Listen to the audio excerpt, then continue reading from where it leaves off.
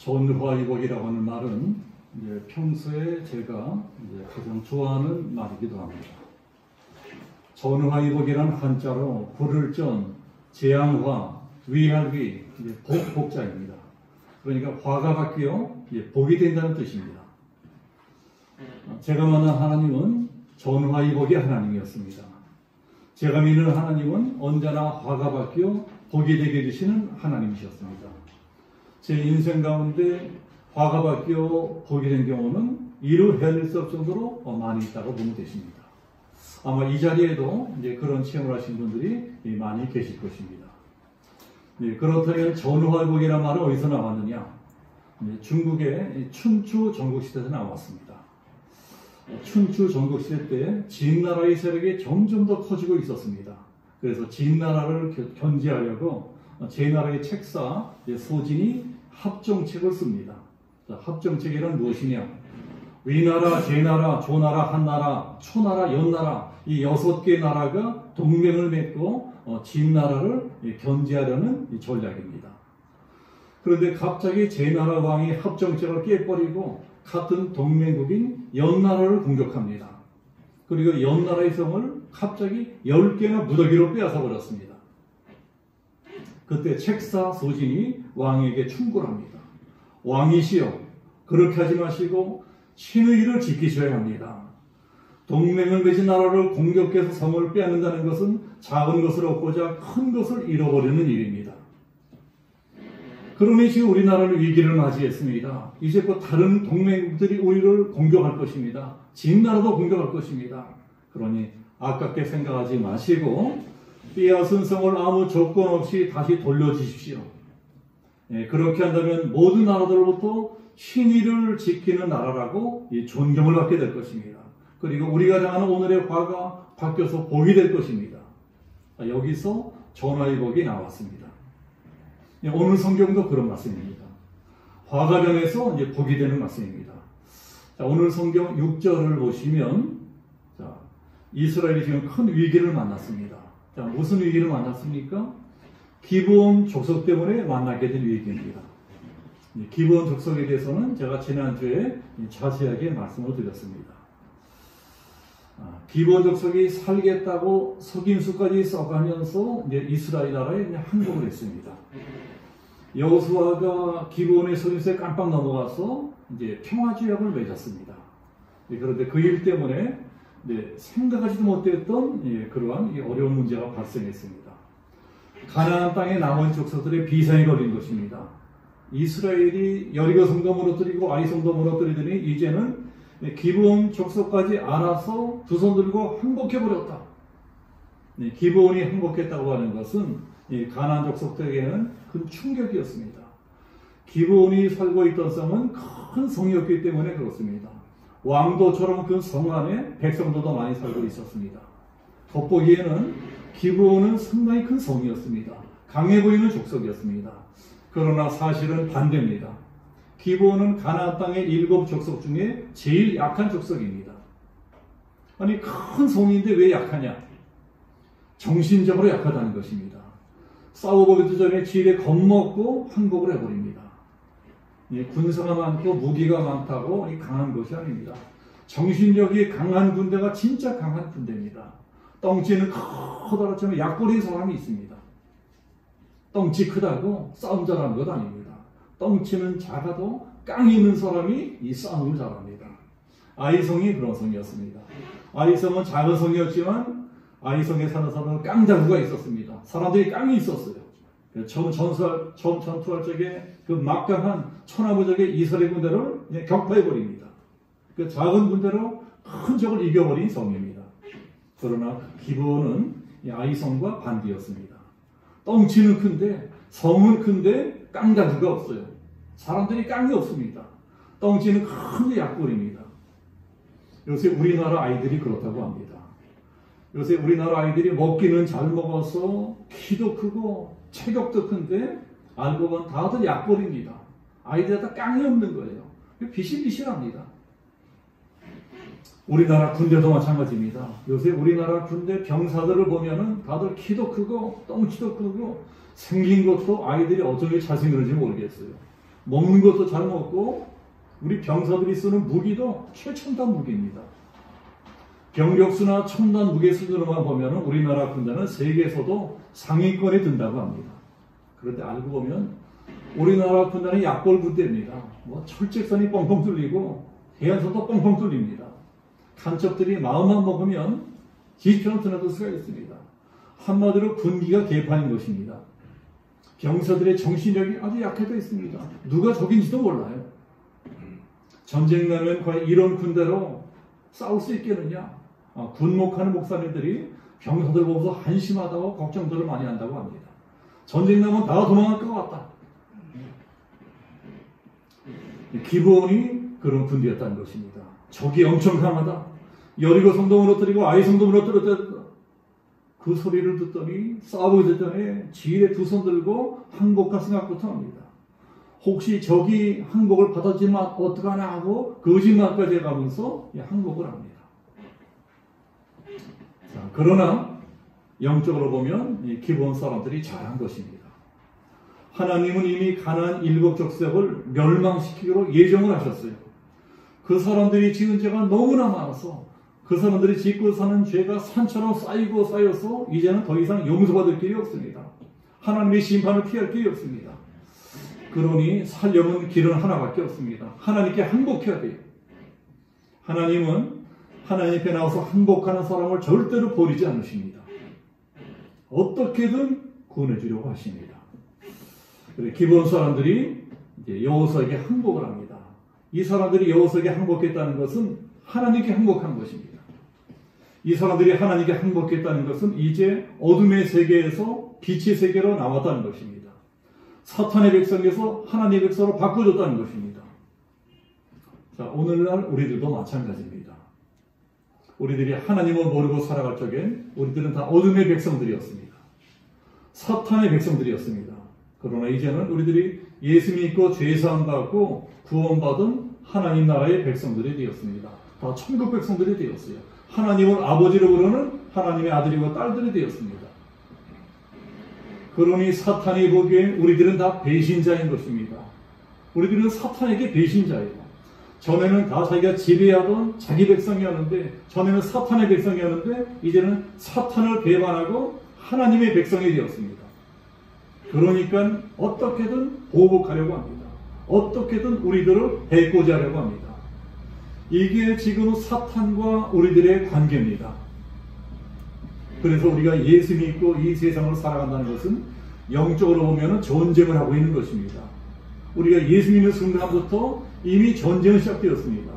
사탄은 절대로 우리를 그냥 내버려두지 않습니다. 우리가 편안하게 복하고 잘 살게 내버려두지 않아요. 우리 직장도 사업도 가정도 내버려두지 않습니다. 어떻게든 해코지 하려고 죄를 뿌리고 방해를 합니다. 전쟁이에요, 전쟁. 지금 기브온 족속도 마찬가지입니다. 기브온 족속이 하나님께 항복해서 구원받고 하나님의 백성이 된 것은 잘한 일입니다. 그러나 이 사람들이 그것 때문에 사탄과는 원수가 되었습니다. 사탄은 자기를 배신한 자를 결코 내버려두지 않습니다. 어떻게든 해코지 합니다. 그래서 가나안 땅에 살던 다른 족속들을 충동질합니다. 저 비겁한 배신자들을 그냥 내버려둘 수 있겠느냐? 그리고 기브온 족속을 뺀 나머지 족속들이 동맹을 맺습니다. 우리들이 이 전쟁에 이기려면 하나가 되야 된다. 저 강력한 이스라엘 군대와 하나씩 맞고도 싸우다가 우리들은 다 패한다.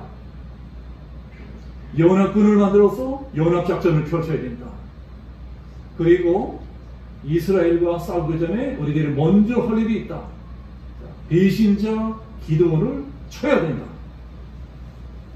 그게 5절 말씀입니다. 우리 5절을 보시면 아모리 족속의 다섯 왕들 곧 예루살렘 왕과 헤브론 왕과 야르무드 왕과 라기스 왕과 에글론 왕이 함께 모여 자기들의 군대를 거느리고 올라와 기브온에 대진하고 싸우니라. 자, 이러니 기브온이 난리가 났습니다. 이스라엘에 행복했는데 오히려 그것 때문에 배신자들로 찍혀서 다 망하게 되어버렸습니다. 살겠다고 항복했는데 그것 때문에 죽게 생겼습니다. 다섯 족속이 이스라엘보다 자기들을 먼저 치겠다고 막 때려 몰려오고 있습니다. 모편에다가 번반한 꼴이 되었습니다. 이러다 우리 다 죽겠다, 다 망하겠다. 그래서 급하게 이스라엘에 SOS를 보냅니다. 여호수아에게 사람을 보내서 우리들을 구해달라고 통사정합니다. 그것이 6절 말씀입니다. 6절 보시면 기브온 사람들이 길갈 진영에 사람을 보내어 여호수아에게 전하되 당신의 종들 돕기를 더디게 하지 마시고 속히 우리에게 올라와 우리를 구하소서. 산지에 거주하는 아모리 사람의 왕들이 다 모여 우리를 치나이다 하매 그러니 이스라엘이 황당한 것입니다. 이런 일은 미처 예상하지 못했습니다. 이제까지 이스라엘의 전략은 이 성을 하나하나 무너뜨리는 것이었습니다. 먼저 여리고성을 쳐서 정복해서 이 동부전선을 무너뜨렸습니다. 그 다음에는 아이성을 쳐서 중부전선을 무너뜨렸습니다. 그 다음에는 남쪽에 있는 성과 북쪽에 있는 성들을 하나씩 공격해서 정복하려고 하는 전략을 쓰였습니다. 그런데 그 전략에 차질이 생긴 것입니다. 갑자기 예상 못하게 이 5개 나라 연합군과 싸우게 생겼습니다. 아무리 이스라엘이 강하다고 하더라도 5개 나라 연합군과 싸워야 된다는 것은 상당한 부담이 됩니다. 전혀 예상하지 못한 위기를 만났습니다. 더 황당한 것은 지금 기브온이 죽겠다고 빨리 자기들을 구해달라고 병력을 파송해달라고 요청한 것입니다. 그러나 지금 이스라엘은 이 적들에 대한 아무 정보도 없습니다. 전쟁은 정보전이에요. 적들에서 알아야 되는 것입니다. 전쟁을 들으면 적에 대해서 알아야 되는데 5개 나라의 연합국의 그 병력이 얼마인지, 무기는 어떤 무기인지, 전략은 어떤 것인지 이스라엘은 아무것도 모르고 있어요. 정탐꾼을 보내 알아봐야 되는데 지금은 정탐꾼을 보내고 자식할 시간도 없습니다. 여리고성도 아이성도 정탐꾼을 보내어 정탐하고 전쟁을 하는데 지금은 정탐꾼을 보내어 시간을 끌면 그동안 기브온성은 멸망당해 버릴 것입니다. 여호수아가 아마 갈등했을 것입니다. 이스라엘도 갈등했을 것입니다. 이걸 어떻게 해야 되느냐. 적들은 우리보다 훨씬 대군이다. 5개 나라 연합군과 싸운다는 것은 여리고성이나 아이성과 싸울 때는 차원이 다르다. 섣불리 군사들을 보냈다면 우리가 역습당할 수 있다. 잘못하면 전멸당하는 수가 있다. 그리고 솔직하게 말해서 꼭 군사를 보내야 될 필요도 없습니다. 이스라엘이 원해서 평화제약을 맺은 것이 아닙니다. 저희들이 살겠다고 찾아와서 거짓말까지 해야 되는 바람에 속아서 평화제약을 맺은 것입니다. 일종의 사기를 당한 것입니다. 사기를 당한 것이니 꼭 지키지 않아도 됩니다. 또 기브온 사람들하고 맺은 평화조약이라고 하는 것은 이스라엘 사람들이 기브온 사람들을 죽이지 않겠다는 것이지 저희들끼리 싸우다가 죽고 죽이는 것까지 책임질 필요는 없습니다. 자기들끼리 전쟁하다가 죽는 것까지 이스라엘이 잘못이 아닌 거예요. 그러니 위험을 무릅쓰고 구태여 병력을 파송할 필요가 없습니다. 그런데 여호수아는 어떻게 합니까? 군대를 파송하기로 결단합니다. 전군 정동원령을 내리고 특공대까지 파송합니다. 그것이 7절이에요. 우리 7절 보시면 여호수아가 모든 군사와 용사와 더불어 길갈에서 올라가니라. 군대를 파송해요. 왜 그렇게 했을까요? 신의를 지키기 위해서입니다. 우리들은 너희들과 다르다. 우리 하나님의 백성들은 신의를 지키는 사람들이다. 이것은 오늘날 우리들도 마찬가지입니다. 우리 예수 믿는 사람들은 신의가 있어야 됩니다. 세상 사람들을 배신하고 신의를 지키지 않아도 우리들만은 신의를 지켜야 될 것입니다. 약속했으면 손에 가져도 지켜야 돼요. 우리 교회 다니는 사람들은 더 신의가 있어야 됩니다. 우리들이 예배 드리기로 약속한 것 하나님과 약속한 것입니다. 우리들이 예배를 드려야 돼요. 이 핑계 저 핑계 대고 이곳이 저곳이 되고 예배도 드리지 않는 것은 하나님과 맺은 약속을 저버린 것입니다. 비겁한 것입니다. 우리 예수 믿는 사람들은 신의를 지켜야 됩니다. 하나님과 맺은 신의도 지켜야 될 것이고 당연히 사람들과 맺은 신의도 지켜야 됩니다. 이스라엘이 기브온에게 신의를 지킵니다. 어쨌든 우리가 너희들을 살려주기로 약속한 것은 사실이니 그 약속을 지키겠다. 그리고 상당한 모험을 감수하면서까지 출병합니다. 자, 그것이 바로 하나님의 영광을 위해서입니다. 하나님의 영광을 위해서, 하나님의 이름을 위해서 출병합니다. 만약에 우리가 기본 사람들을 도와주지 않아 그대로 죽고 멸망한다면 다른 족속들이 뭐라고 하겠느냐? 다른 나라 사람들이 뭐라고 하겠느냐? 우리가 믿는 하나님을 뭐라고 욕하겠느냐? 우리 하나님은 거짓말쟁이라고 하지 않겠느냐? 우리가 믿는 하나님 이름이 땅에 떨어지지 않겠느냐? 하나님의 영광이 가리지 않겠느냐? 그래서 출병합니다. 신의 일을 지키기 위해서, 하나님의 영광을 위해서 불리한 상황을 무릅쓰고 출병합니다. 그 결과 어떻게 됩니까? 자, 우리가 성경을 읽은 대로입니다. 대승을 거둡니다. 대군을 완전히 괴멸시켜버립니다. 전원이 보게 된 것입니다. 화가 바뀌어 보게 되었습니다. 자, 그러니까 우리가 오늘 성경을 통해서 알 수 있는 것이 무엇이냐? 전화위복이라고 하는 것이 아무에게나 다 일어나지는 않는다는 것입니다. 화를 만나고 재앙을 만난다는 것은 재앙이 아닙니다. 우리들의 인생에는 화를 만나고 재앙을 만날 수 있습니다. 사업이 부도나고 병에 걸리고 가정이 파산하고 이런 일들이 생길 수가 있습니다. 그렇게 화를 만나고 재앙을 만나면 대부분의 사람들은 그대로 망해버립니다. 그대로 망해버리고 다시 일어나지 못해요. 사업도 망하고 집안도 망하고 내 인생도 다 망해버립니다. 그런데 화가 바뀌어 복이 되는 일도 가끔은 일어난다는 것입니다. 근데 그게 모든 사람이 다 일어나지 않는 것이 어떤 사람에게 일어나느냐? 신의 일을 지키는 사람에게 일어납니다. 하나님은 신의 일을 지키지 않는 불성실한 사람까지 책임져 줄 필요는 없어요. 그러나 신의 일을 지키는 사람에게는 전화위복의 복을 베풀어 주십니다. 여호수아와 이스라엘은 신의 일을 지킵니다. 기본을 뜯겨서 전군을 출병합니다. 사령부가 있는 길갈에서 기브온까지 가려면 험난한 산악지대를 통과해야 됩니다. 전략적으로 상당히 무모한 모험입니다. 적들에게 정보가 새어나가면 산골짜기에서 역습을 당하는 수가 있습니다.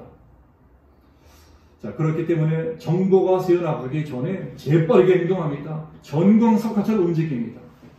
야밤을 틈타 아무도 모르게 산악행군을 합니다. 산을 넘어가는 거예요. 밤새도록 산을 타고 넘어가서 적진 깊숙이 침투해 들어갑니다.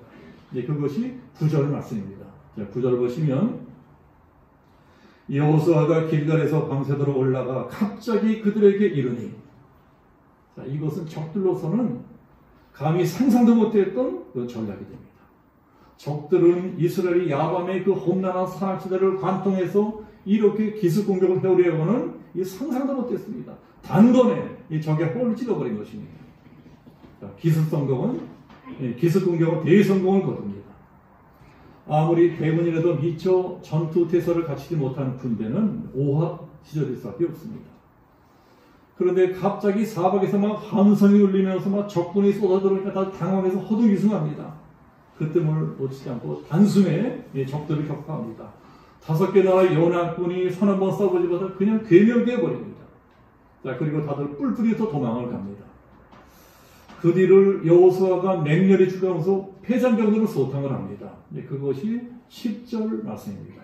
자, 10절을 보시면 여호와께서 그들을 이스라엘 앞에서 패하게 하심으로 여호수아가 그들을 기본에서 크게 살육하고 벳호른에 올라가는 비탈에서 추격하여 아세기와 막게다까지 이르니라. 이렇게 적들을 추격하면서 계속 적들을 죽이는데 적군들의 숫자가 어찌나 많은지 막 죽여도 끝이 없는 거예요. 해쳐도 해도 끝이 없습니다. 그때 하나님이 기적을 일으켜주십니다. 적들이 산 비탈길로 허둥지둥 도망치고 있는데 갑자기 하늘에서 커다란 막 우박이 딜이 쏟아내리는 것입니다. 천재지변을 일으켜주십니다. 아마 수박만한 우박덩어리가 막 머리를 막 쏟아내린 모양입니다. 그 우박에 맞아서 머리통이 깨져 죽습니다. 요새로 치면 막 대포, 자주포, 미사일포로 막 공격을 받은 것입니다. 얼마나 많은 적들이 우박에 맞아 죽었는지 이스라엘이 칼로 죽인 적들보다 우박이 맞아 죽은 적들이 더 많았다고 합니다. 그것이 11절 말씀입니다. 자, 11절 보시면 그들이 이스라엘 앞에서 내려갈 때 여호와께서 하늘에서 큰 우박덩이를 내리심에 그들이 죽었으니 이스라엘 자손의 칼에 죽은 자보다 우박에 죽은 자가 더 많았더라. 이스라엘이 완전히 승기를 잡았습니다. 이때 전쟁을 끝내버려야 됩니다. 이때를 놓치면 또 언제 이런 기회가 올지 몰라요. 그래서 여호수아의 마음이 바빠집니다. 시간이 없는 것입니다. 적들을 막 추격하면서 싸우다 보니까 시간이 너무 빨리빨리 지나가고 있어요. 시간이 막 지나가고 있습니다. 이 해가 떠 있을 적에 이 전쟁을 끝내버려야 됩니다. 해가 지고 달이 뜨면 깜깜해집니다. 깜깜해지면 더 이상 적을 추격할 수가 없습니다. 그럼 골치 아파지는 것입니다. 이 적들에게 시간을 주면 다시 오러질 수가 있어요. 적들이 전열을 재정비해서 다시 공격해 들어올 수가 있습니다. 자, 그러면 전쟁이 아주 길어지는 수가 있습니다. 그러니 이렇게 아직 해가 중천에 떠 있을 때, 환할 때 적들을 완전히 섬멸해야 됩니다. 완전히 회복, 불능의 상태로 만들어버려야 됩니다. 그런데 시간이 막 지나가고 있는 거예요. 너무나 빨리 시간이 지나고 있습니다. 여호수아가 엄청난 기도를 합니다. 이때 여호수아가 드린 기도는 성경 역사상 처음이자 마지막이 된 그런 기도가 됩니다. 여호수아가 뭐라고 기도하나요? 자, 그 12절 맞습니다. 자, 12절 보시면 여호와께서 아모리 사람을 이스라엘 자손에게 넘겨주시던 날에 여호수아가 여호와께 아뢰어 이르되 대항아 너는 기브온에 머무르라 가라 너도 아얄란 골짜기에서 그리할지어다. 지금 여호수아가 뭐라고 기도하고 있습니까? 태양을 못 깨달라고 기도하고 있어요. 달을 멈춰달라고 기도하고 있습니다. 말도 안 되는 기도를 하고 있습니다. 완전히 미친 사람처럼 기도하고 있는 것입니다. 어떻게 기도한다고 태양이 멈추고 달이 멈출 수가 있나요?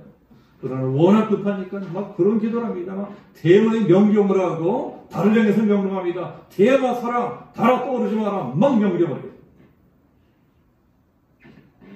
그러니까 달도 떨어져 어떻게 묶어버리고 해도 지지고 어떻게 묶는 기도를 하는 것입니다. 하나님, 우리가 제발 이 전쟁을 완전히 끝낼 때까지만 그렇게 해주세요. 태양을 묶어주세요. 달을 묶어주세요. 미친 사람처럼 기도하면서 미친 사람처럼 싸우고 있습니다. 이것은 이 자연계의 현상을 멈춰달라고 하는 그야말로 미친 사람의 기도입니다. 우리 성경을 잘 보면 또 이것하고 비슷한 기도를 하신 분이 계시죠? 자, 그분이 누굽니까? 예수님이십니다. 예수님의 하루는 제자들과 배를 타고 갈릴리 바다를 지나가고 있는데 갑자기 풍랑이 있는 것입니다. 엄청난 풍랑이 일어서 배가 뒤집어 다 죽게 돼 있어요. 제자들이 막 예수님을 깨우면서 죽겠다고 난리치니까 예수님이 깨어 일어나셔서 바다를 꾸짖습니다. 바람아 잠잠하라. 바다야 잠잠하라. 막 꾸짖어 바람과 바다를 잠잠하게 만들어 버립니다. 그럼 미친 사람 같은 기도를 드린 거예요. 예수님이 바다에게 명령하시니까, 파도에게 명령하시니까 이 자연이 그대로 복종을 합니다. 갑자기 바다가 잔잔해지고 바람도 멈추고 파도도 멈춰버립니다. 여호수아에게 이 비슷한 일이 일어난 것입니다. 태양아 멈춰라, 바람 멈춰라. 미친 사람처럼 기도하는데 희한하게 그 기도대로 되는 것입니다. 계속 싸우고 또 싸우는데 해가 저물어야 되는데, 해가 내려가서 서산에 져야 되는데 계속 중천에 떠 있는 거예요. 해가 꼼짝 않고 있는 것입니다. 해가 지지 않으니까 당연히 달도 떠오르지 않아요. 해도 묶여있고 달도 묶여있습니다. 이제 어떻게 해서 이런 일이 일어났는지는 아무도 몰라요. 저도 모르고 그 누구도 모릅니다. 뭐 어떤 책을 보니까 뭐 나사의 어떤 과학자가 어떤 이 지구의 시간대를 계산하는데 희한하게 반나절이 비더라고 합니다. 그 천재 과학자가 지구의 시간대를 계산하는데 어떻게 반나절이 비더래요. 그 슈퍼컴퓨터를 사용해서 시간 계산하는데 반나절에 비는 이유를 이해할 수가 없겠더래요. 왜 반나절에 오차가 생기는 것이냐. 그래서 그 과학자가 나중에 성경을 보고 이 사건이 아닐까. 하나님께서 기이하게 태양을 멈추고 달을 멈춘 그 시간대가 이 컴퓨터에 나오지 않는 그 비어있는 시간이 아닐까. 이렇게 추정했다고 하는 글도 읽은 적이 있는데 그것이 사실인지 아닌지 저도 모르고 아무도 모릅니다. 분명한 것은 하나님께서 이 말도 안 되는 여호수아의 기도를 들어주셨다는 것입니다. 해가 멈추고 달이 떨어지면서 기도하니까는 희한하게 그대로 되는 거예요. 자연현상이 바꿔지는 것입니다. 그래서 해가 떴을 적에 여호수아가 적들과 계속 싸울 수 있고 적들을 완전히 괴멸시킬 수가 있었습니다. 자, 그거 13장 말씀입니다. 13절 보시면 태양이 머물고 달이 멈추기를 백성이 그 대적에게 원수를 갚기까지 하느니라. 야살의 책에 태양이 중천에 머물러서 거의 종일토록 내려가지 않았다고 기록되지 아니하느냐. 태양이 멈췄대요. 이것은 과학적으로는 도저히 설명할 수가 없는 일입니다. 사람의 상식에는 도저히 이해할 수가 없는 초과학적이고 초자연적인 기적입니다. 우리가 이것 하나만 믿으면 됩니다. 하나님께서 여호수아의 기도를 들어주셨다는 것입니다. 우리의 기도도 이렇게 들어줄 수가 있어요. 여호수아의 기적을 들어주셔서 초자연적인 기적까지 일으켜주십니다. 태양을 멈춰주시고 달을 멈춰주십니다. 창세 이래 이런 일은 그때가 처음이었고 마지막이었다고 성경이 기록합니다. 그래서 오늘 성경 14절에도 14절 보시면 여호와께서 사람의 목소리를 들으신 이 같은 날은 전에도 없었고 후에도 없었나니 이는 여호와께서 이스라엘을 위하여 싸우셨음이니라. 이렇게 해서 이스라엘은 이 가나안 정복 전쟁에서 결정적으로 승리하게 됩니다. 가장 중요한 전쟁에서 이기게 됩니다. 이 단 한 번 주어진 결정적 찬스를 잘 살려서 여호수아는 위기를 기회로 바꾸어 버립니다. 하마터면 큰 화를 당할 뻔했었는데 화가 바뀌어서 복이 된 것입니다. 전화위복이 되었어요. 우리들이 오늘 성경에서도 이제 교훈을 얻어야 되겠습니다. 우리도 어떻게 해요? 화가 바뀌어 복이 되게 할 수 있겠느냐? 어떻게 우리들도 전화위복의 인생이 되게 할 수 있겠느냐? 자, 오늘 성경을 잘 보면 이 두 가지 중요한 교훈을 가르쳐 줍니다. 자, 첫 번째, 하나님이 어떤 사람에게 전화위복의 기적을 일으켜 주시느냐? 어떤 사람입니까? 신의가 있는 사람입니다. 신의가 있는 사람. 사람이 신의가 있어야 됩니다. 약속했으면 지켜야 됩니다. 약속해 놓고도 지키지 않는다면 그것은 신의가 없는 것입니다. 여호수아는 기브온에 대한 신의를 지켰습니다. 기브온과 맺은 약속을 지켰습니다. 신의를 지켰기 때문에 화개반에서 복이 된 것입니다. 만약에 여호수아가 신의를 지키지 않았다면, 약속을 깨뜨렸다면 이러한 일들은 일어나지 않았을 것입니다.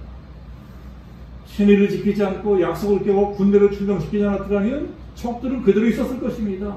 어려운 싸움을 했을 거예요. 고전했을 것입니다. 만약에 여호수아가 신의를 배반했다면 화가 바뀌어서 복이 되는 그런 기적은 절대로 일어나지 않았을 것입니다. 자, 우리들도 신의를 지키며 살아야 되겠습니다. 사람과 사람 사이에도 신의가 있어야 됩니다. 하나님과 우리 사이에도 신이라는 것이 있어야 됩니다.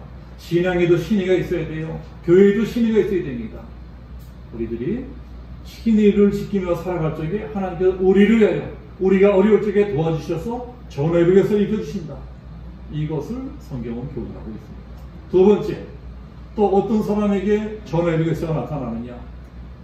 하나님의 영광을 위해 싸웁니다. 하나님의 이름을 위해서 싸웁니다. 여호수아는 자기의 유익을 위해 싸운 것이 아닙니다. 자기 이름 내고자 싸운 것이 아닙니다. 하나님의 영광을 위해서, 하나님의 이름을 위해서 싸웠습니다. 제가 말씀드렸지만 이스라엘은 구태여 기브온을 위해서 싸울 필요가 없어요. 이스라엘과 기브온 사이에 맺은 평화지역이란 이스라엘 사람들이 기브온 사람들을 죽이지 않겠다는 약속이지, 저희들끼리 싸우고 죽이는데 그것까지 막을 의무는 없습니다. 지금 기브온은 저희 동족들끼리 싸우고 있습니다. 아니, 저희들끼리 싸우는데 왜 그런 것까지 이스라엘이 지켜줘야 돼? 그러나 그럴지라도 다른 사람들은 기브온과 이스라엘이 평화지역을 맺은 것을 알고 있습니다. 평화지역을 맺었는데 왜 내버려두느냐? 왜 망하게 내버려두느냐? 너희가 믿는 하나님이 그거밖에 안 되는 하나님이냐? 하나님이 욕을 먹을 수가 있어요. 하나님의 이름이 땅에 들어질 수 있습니다. 하나님이 영광에 들어질 수가 있습니다. 그러니 나가서 싸우겠다. 아무리 우리가 불리해도 하나님을 위하여 싸우겠다. 하나님을 위해, 하나님의 영광을 위해 싸우는 것입니다. 자기 이름을 위해 싸우지 않고 하나님을 위해 싸웁니다. 하나님의 영광이 가려지면 되겠습니까? 하나님의 이름이 땅에 떨어지면 되겠습니까? 하나님의 영광을 열심히 싸웁니다. 그러자 하나님께서 화가 변하여 복이 되게 해주십니다. 5개의 족속 연합군이 이스라엘을 멸망시켜 때로 몰려오는데 이 큰 위기를 오히려 기회로 바꿔주십니다. 가나안 5개 나라 족속들을 하나씩 전쟁에서 물리치려면 정말 오랜 세월이 걸렸을 것입니다. 긴 세월이 걸렸을 것입니다. 그런데 저희들이 한꺼번에 다 몰려들어가지고 한꺼번에 다 망해버렸어요. 한꺼번에 일망타진해버렸습니다. 이렇게 하나님께서는 이스라엘이 당한 화를 복으로 바꿔주십니다. 전화벽이 되게 해주십니다. 오늘 우리가 살고 있는 이 시대도 정말 재앙의 시대입니다. 온갖 재앙들이 몰려오고 있습니다. 이 코로나나 환란도 대환란입니다. 이것도 재앙입니다. 뭐 이런 기상이변이라든가 경제 불황이라든가 앞으로 또 어떠한 전쟁이 벌어질지 모릅니다. 미국과 중국이 심상치가 않습니다. 역사적으로 이렇게 계속되면 반드시 터졌습니다. 이런 상황이 계속되는데 전쟁이 안 난다면 그것도 오히려 이상한 일인 것입니다. 만약에 전쟁이 일어난다면 지구촌은 격변할 것입니다. 어떠한 재앙, 어떠한 화가 우리에게 몰려올지 아무도 모릅니다.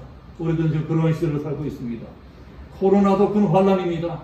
그러나 분명한 것은 이 코로나 시대에도 지금 누군가는 이 코로나나 환란 때문에 잘 되고 있다는 거예요. 코로나라는 환란이 받고 복이 되는 사람도 분명히 있다는 것입니다. 우리도 그렇게 될 수가 있습니다. 하나님 우리 편에 서시면, 하나님 우리를 위하시면 얼마든지 될 수 있습니다. 전화국이 될 수 있어요. 그런데 하나님 우리 편에 서시기 위해서는 어떻게 되느냐? 오늘 성경을 보면 우리들이 하나님과의 신의를 지켜야 됩니다. 사람이 신의가 있어야 됩니다. 두 번째, 우리를 위해 살지 않고 하나님 위해 살아가는 것입니다. 하나님의 영광을 위해서, 하나님의 이름을 위해서 우리들이 열심히 수고하고 애쓰고 내가 손해보는 데서도 과감하게 하나님을 감당합니다. 그럴 적에 하나님은 우리를 절대로 망하게 내버리지 않습니다. 어떻게든 도와주십니다. 우리가 당하는 화가 바뀌어 복이 되게 해주십니다. 전화 이복의 하나님을 만나는 길은 2가지입니다. 오늘 성경에 나타난 하나님은 신의를 지키는 사람을 절대적으로 도와주십니다. 하나님의 이름을 위하여 하나님의 일을 먼저 우선하는 사람을 도와주십니다. 그리고 복을 주시고 창대하게 만들어 주십니다.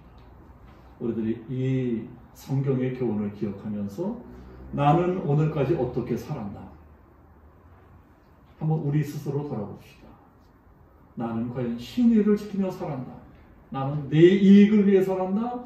하나님의 이름을 위해 살았나? 하나님을 기쁘시게 하는 인생을 살았나? 나를 기쁘게 살았나? 자, 이것을 돌아보시고 화가 바뀌고 복이 되게 하기 위해서는, 전화위복이 되기 위해서는 하나님의 뜻대로 순종하며 말씀대로 살아가리라. 그렇게 다짐하는 우리 모두가 되어지기를 예수님의 이름으로 축복합니다. 아멘. 기도하겠습니다.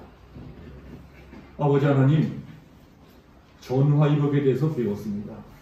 성경이 가르치는 중요한 2가지 교훈, 우리가 하나님과 맺은 신의를 지키고 사람들과 맺은 신의를 지키고 우리의 신앙에 신의를 가지고 살아간다면 하나님은 우리의 편이 되어주시어 우리가 당하는 모든 재앙, 모든 화를 바뀌어 복이 되게 해줄 것이다. 하나님, 우리가 그리 살게 하옵소서. 이 세상 사람처럼 배신하고 힘이 없어지지 않게 하시고 끝까지 하나님에 대한 신의를 지키며 살아가는 성실한 성도가 되게 하옵소서. 우리가 나의 이익을 위하여 살아가는 것이 아닌 하나님의 이름을 위하여, 하나님의 영광을 위하여 나에게 줄 시간과 정력과 재능들을 아낌없이 사용하게 하옵소서. 우리에게 주어진 시간들을 헛되이 흘려버리지 아니하고 하나님을 위하여 아주 작은 일이라도 감당하게 하옵소서. 그때 하나님이 내 편이 되시사 내가 당하는 모든 화를 바뀌어 복이 되게 하실 것을 믿나이다.